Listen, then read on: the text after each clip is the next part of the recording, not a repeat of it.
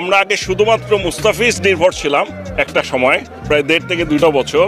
এখন we have other option. Breaking news, পাপনের সাথে ধোনির সম্পর্ক একেবারে জমে ক্ষীর।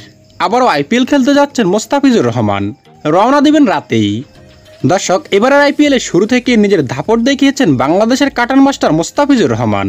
খেলেছেন মাত্র 9 ম্যাচ, পেয়েছেন 14টি উইকেট। আইপিএল এ নিজের দাপট দেখালেও আইপিএল এর মাঝপথে দেশে ফিরতে হয়েছে তাকে, কারণ আইপিএল আর ফ্রিজের মাঝখানে বিশাল দেওয়াল বেঁধে দিয়েছে বিসিবি। তবে জানা গেছে বিসিবিকে বুড়ো আঙ্গুল দেখিয়ে আবারও আইপিএল খেলতে যাচ্ছেন কাটার মাস্টার। আইপিএল শেষ হতে বাকি এখনও 20 দিন। দলগুলো যখন শেষ 4-এর সমীকরণ মিলাতে ব্যস্ত, ওই সময় চেন্নাই সুপার কিংস ছেড়ে দিতে হয় দারুণ ছন্দে থাকা মোস্তাফিজকে। ফ্রিজের সার্ভিস তারা কতটা মিস করছেন, এরই মধ্যে চেন্নাই সুপার কিংসের কোচ স্টিফেন মন্তব্য পরিষ্কার করেছেন।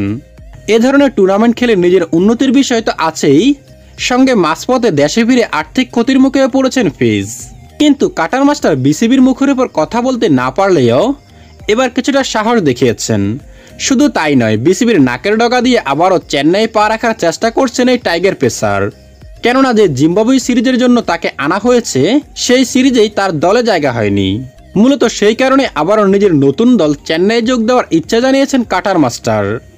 তবে ফ্রিজের এমন সিদ্ধান্তে খুশি নয় বাংলাদেশ ক্রিকেট বোর্ড বিসিবি। বিসিবির এক সূত্রে জানা গেছে মহেন্দ্র সিং ধোনি পাপনকে অনুরোধ করেছেন ফ্রিজকে আবারও আইপিএল খেলতে যাওয়ার জন্য। তবে বিসিবি এখনই তাকে আইপিএলে পাঠাতে রাজি নয়। চেন্নাই যদি প্লে অফে খেলার যোগ্যতা অর্জন করতে পারে, তাহলে ফ্রিজকে আবারও আইপিএলে পাঠানোর কথা ভাবতে পারবে বিসিবি। এমনটাই ধোনিকে জানিয়ে দেওয়া হয়েছে বিসিবির তরফ থেকে।